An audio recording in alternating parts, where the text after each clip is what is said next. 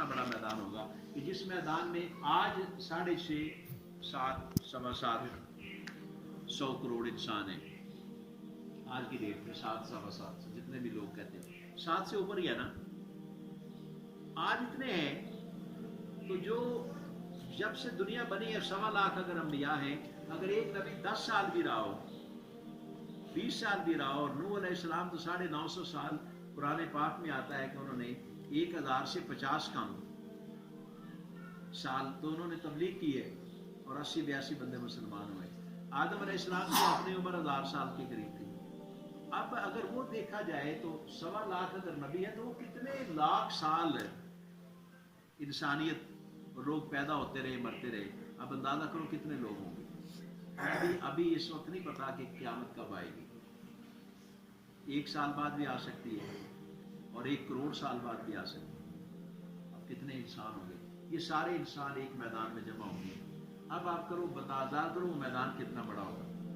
और उस मैदान में मेरे आका सैयदुल कौनैन सल्लल्लाहु अलैहि वसल्लम फरमाया कि एक झंडा होगा पूरे मैदान में, सिर्फ एक झंडा होगा, एक, और उस झंडे का नाम है लिवाउल हम्द।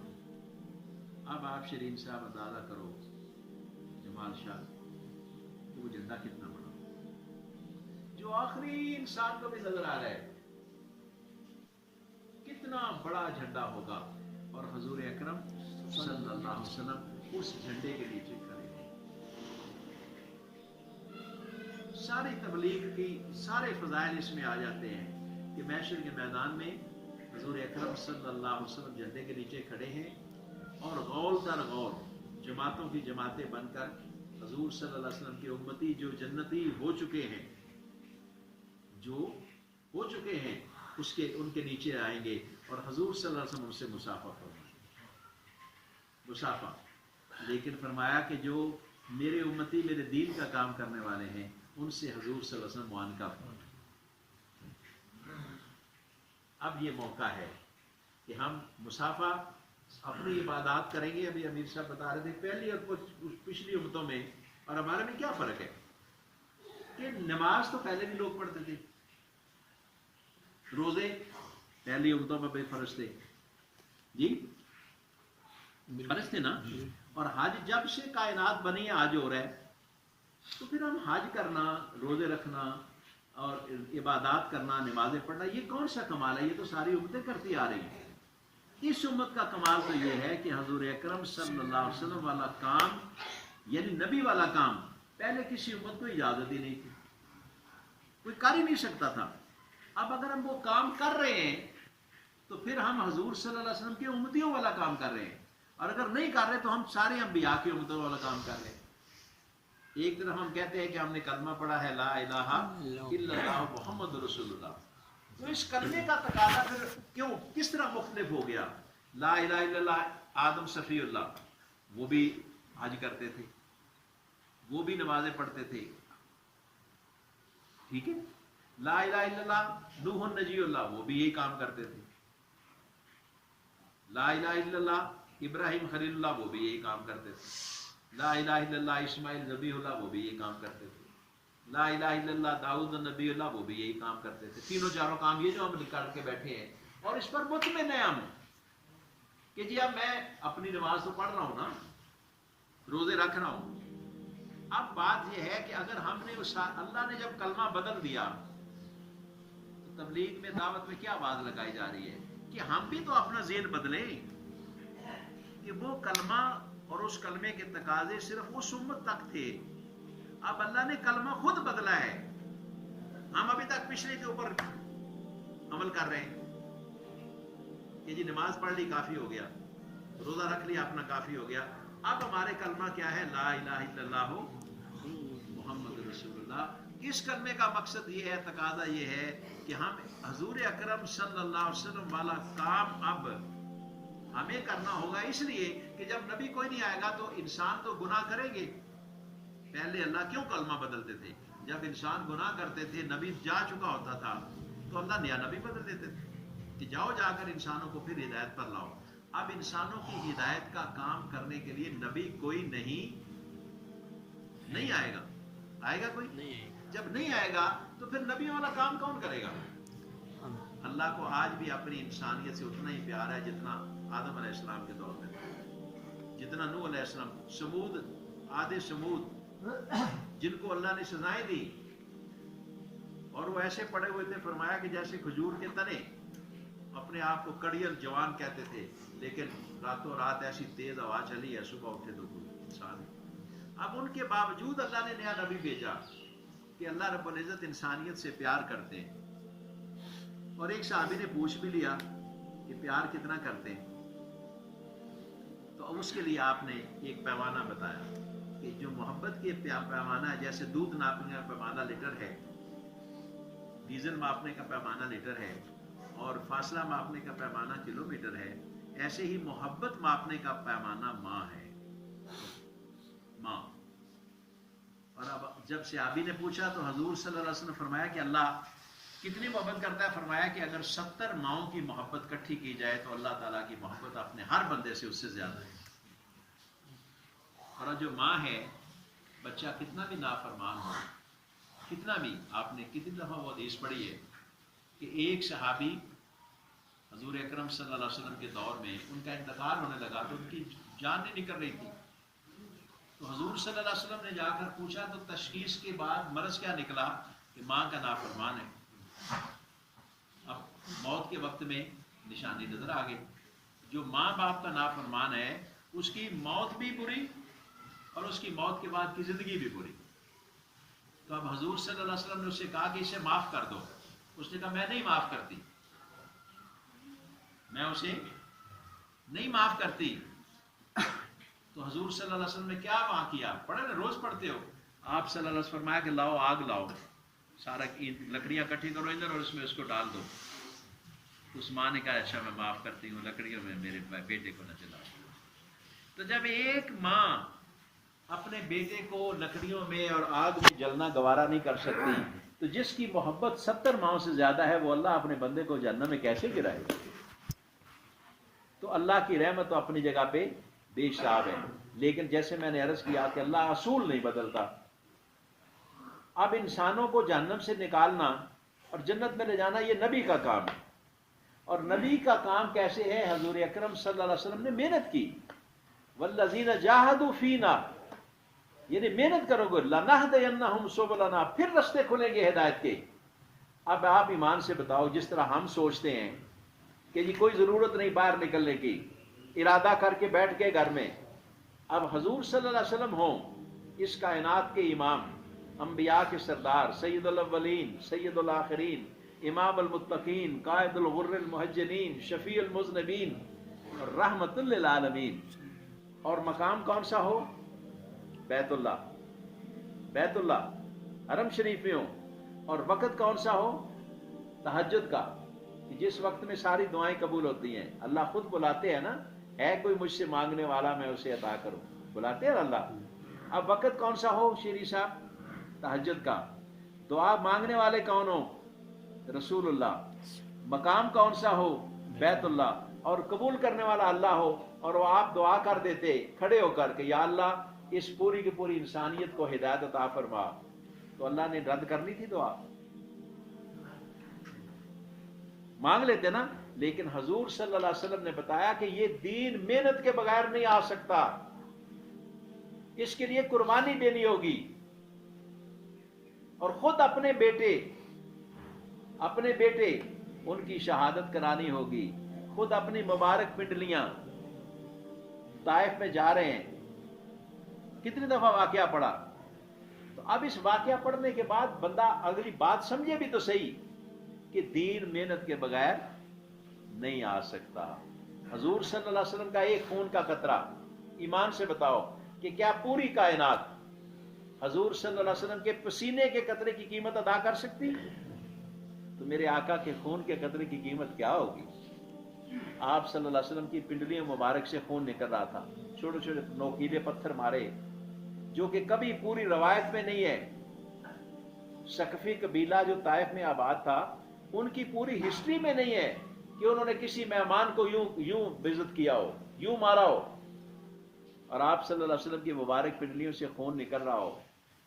اور دیکھو، ایمان سے بتاؤ، آپ پٹھان لوگ ہیں، ایمان سے بتاؤ، آپ کی آنکھوں کے سامنے اگر آپ کے بچے کو کوئی تھپڑ مارے تو آپ برداشت کر لیں گے؟ کر لیں گے؟ اور پھر اس کو اور ایک کی بجائے 2 مارے، پھر 3 مارے، اور آپ ہوں بھی قائم، تو آپ اس کو چھوڑیں گے ایسے؟ آپ بتاؤ کہ جیسے میں نے عرض کیا کہ اس پوری کائنات میں اللہ رب العزت کو سب سے زیادہ پیار کس سے ہے؟ حضور اکرم صلی اللہ علیہ وسلم سے. اور اس اللہ کی کائنات میں اللہ کے محبوب کو اللہ کی زمین پر اللہ کے علاقے میں طائف بھی اللہ کا اور درشخیلہ بھی اللہ کا، افریقہ بھی اللہ کا، امریکہ بھی اللہ کا، اس اللہ کی بادشاہی کے اندر اللہ کے محبوب کو یوں پتھر بج رہے اور اللہ دیکھ کر برداشت کر رہا ہے، تو سوچنا پڑے گا کہ اللہ کیوں برداشت کر رہا ہے؟ اس لیے کہ اللہ نے ایک اصول بتا دیا ہے کہ دین کے لیے پتھر کھانے پڑیں گے. ہم تو صرف اتنی سی بات کہہ رہے ہیں کہ بستر اٹھاؤ اور نکلو، اس لیے کہ دنیا بغیر کلمے کے مر رہی ہے. ہر روز 1.25 لاکھ بندے جہنم میں جا رہے ہیں، اور حضور صلی اللہ علیہ وسلم کو کتنی پریشانی ہو رہی ہے کہ میری امت وہی کام کر رہی ہے جو یہودی کر رہے ہیں، مال بنانے والا کام. میری امت وہی کام کر رہی ہے جو سمود والے کر رہے ہیں، عاد قوم والے کر رہے ہیں. یہ کام تو میں انہیں نہیں کہہ کر آیا تھا کہ یہ کرنے ہیں، اور جس کام کا کہا میں نے آخری فل یبلغ یعنی میرے لوگوں سنو، کیا میں نے تم تک میں اپنا دین پہنچایا کہ نہیں پہنچایا؟ 1.25 لاکھ صحابہ کے سامنے جبل رحمت کے نیچے ساتھ کھڑے ہو کر حضور صلی اللہ علیہ وسلم نے 9 ذی الحج کو آخری حج کے موقع پر یہ اعلان کیا کہ نہیں کیا؟ بولو. کیا اعلان کہ میرے ساتھیوں بتاؤ کیا میں نے اللہ کا پیغام تم تک پہنچایا کہ نہیں پہنچایا؟ تو صحابہ نے کیا جواب دیا؟ کہا آقا آپ نے پہنچایا ہی نہیں، آپ نے تو پہنچانے کا حق ادا کر دیا. تو پھر آپ نے اس کے بعد آپ نے کیا حکم دیا؟ کہا کہ دیکھو اب تم غائبین تک اس دین کو پہنچانا اب تمہارا کام. اور میں صدقے قربان جاؤں، صحابہ نے بھی حق ادا کر دیا. آپ کے علاقے میں بھی، پشاور اس سائڈ پہ بھی، یہاں تک اس زمانے میں موٹر وے تھی جب صحابہ آئے؟ بولو. اس زمانے میں جہاز تھے؟ اس زمانے میں بحری جہاز تھے؟ اونٹ پر اور گھوڑوں پر 6000-8000 کلومیٹر کے فاصلے سے صحابہ کرام اس پختونستان میں اور اس افغانستان میں اللہ کے پیارے نبی صلی اللہ علیہ وسلم کی بات کو سن کر کے انہوں نے حکم دیا تھا کہ اب یہ غائبین تک پہنچاؤ. وہ یہاں تک پہنچے ہیں، اب پٹھانوں تک تو پہنچے ہیں صحابہ. اب ایمان سے بتاؤ کہ جہاں دین اب نہیں ہے پٹھانوں کا، وہاں پہنچنا ضروری ہے یا نہیں؟ بولو. حق نہیں ہے؟ جو لوگ آج جاپان میں، جرمنی میں، امریکہ میں کلمے کے بغیر جا رہے ہیں، آپ تک کلمہ پہنچ گیا نا؟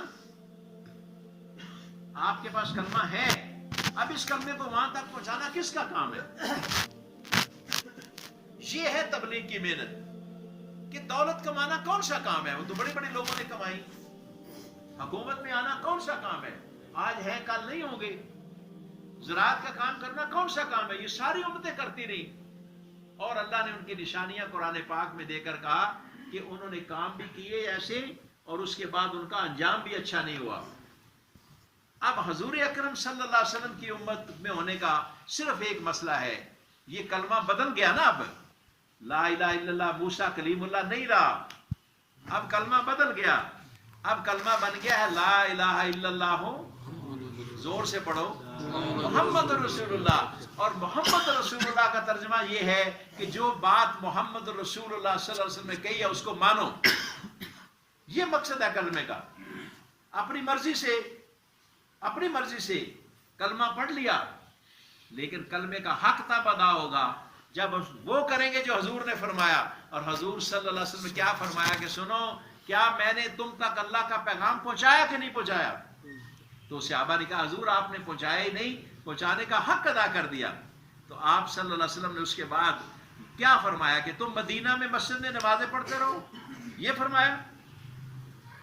فرمایا کہ دیکھو اب اس پیغام کو لے کر یہ جو عرفات کے میدان میں 1.25 لاکھ بندے سن رہے ہو، اب اس میرے پیغام کو لے کر، اللہ کے کلمے کو لے کر، کیونکہ اللہ نے ایک فیصلہ کر دیا ہے کہ پہلے نبی آتے تھے، لوگ سیدھے ہو جاتے تھے، اور پھر اس کے بعد جب لوگ پھر خراب ہوتے نبی کے جانے کے بعد، تو اللہ نیا نبی بھیج دیتے، نبی نئے آتے رہے، لیکن اب اللہ نے فیصلہ کر دیا کہ اب جب تک میرا نام رہے گا، جہاں جہاں اللہ کا نام ہوگا وہیں وہیں محمد الرسول اللہ کا نام ہوگا۔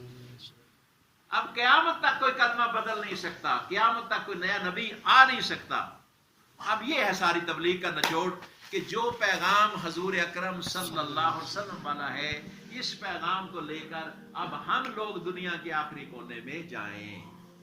آج ہمیں مشکل لگتا ہے، لیکن اللہ کے لیے آسان ہے، آسان ہے۔ واقعات سنے آپ نے کہ سمندر آ جائے گا رستے میں، پھر کیا ہوا؟ صحابہ اس میں بھی چلے گئے، اور جب ہم بھی نکلیں گے اور نیت ہماری وہی ہوگی جو صحابہ والی ہے، تو پھر اللہ آج بھی وہ سمندر ہمارے لیے مسخر کر دے۔ تو درخواست یہ ہے کہ نیت کرو کہ اس کلمے کو لے کر دنیا کے آخری کافر تک جائیں گے انشاءاللہ، اور لے جانے والا کون؟ اللہ ہے۔ اب اس کے لیے یہ تبلیغ کی جو محنت ہے، اس میں درخواست یہ ہے کہ ہر مہینے سارے کام کرتے ہو، دکان ہر مہینے، کاروبار ہر مہینے، اور تبلیغ کبھی کبھی صرف رمضان میں سے روزہ۔ اب نیت کرو کہ ہر مہینے 3 دن کون لگائے، ہر مہینے 27 دن اللہ نے دیے، 30 دن کا مہینہ، 27 دن میں کاروبار کر رہے ہیں، 27 میں، اور 3 دن میں ختم ہو جائے گا کاروبار۔ جو کام 27 دن میں ختم نہیں ہو، 3 میں کیسے ختم ہوگا؟ لیکن اگر ہم 3 دن ہر مہینے لگاتے رہے تو ایک نہ ایک دن اللہ کا یہ کلمہ لا الہ الا اللہ محمد رسول اللہ دنیا کے آخری کونے میں پہنچانے والے لوگوں میں ہمارا نام ہوگا۔ ایک بات بتاؤ کہ یہ جو فوج کا کمانڈر ان چیف ہوتا ہے، اسے فوجی کہتے ہیں، ایک منٹ، فوجی، اور جو گھوڑوں کو فوج کے گھوڑوں کو کھڑکنا کرتا ہے اور ان کی لیڈ اٹھاتا ہے، اسے کیا کہتے ہیں؟ فوجی ہے نا، وہ بھی فوجی ہے، جرنیل بھی فوجی ہے، لیکن اسے فوجی تو کہتے کہ نہیں کہتے؟ بولو سارے، کہتے ہیں نا۔ ہم اگر صحابہ جیسے کمانڈر ان چیف نہ بھی بن سکے، ہم وہ گھوڑوں کی خاک والے بھی، لیکن فوجی تو کہلائیں گے۔ اگر ہم اس طرح کا دین کی خدمت نہ کر سکے جیسے صحابہ نے کی ہے، تو اگر ہم اپنی مرضی سے اپنے حساب سے کر لیں گے، تو کم از کم محشر کے میدان میں ہمارا نام ہوگا کہ یا اللہ یہ وہ لوگ آ رہے ہیں، اور صحابہ کی جب آ رہے ہوں گے حضور صلی اللہ علیہ وسلم اس کو جب بھی ڈالیں گے، ایسے معانقہ فرمائیں گے، اور جب ہم جا رہے ہوں گے، درش کھیلا والے یہ جا رہے ہوں گے، اور فرشتے کہیں گے یہ کون آ رہے ہیں؟ ان کے یا اللہ یہ درش کھیلا والے تبلیغ والے آ رہے ہیں، تو حضور صلی اللہ علیہ وسلم ان کو بھی معانقہ فرمائیں گے۔ یہ موقع ہے آج جفی ڈلوانے کا۔ سارے تیار ہو اس کے لیے؟ رمضان کے علاوہ بھی روزہ لگایا کرو گے نا؟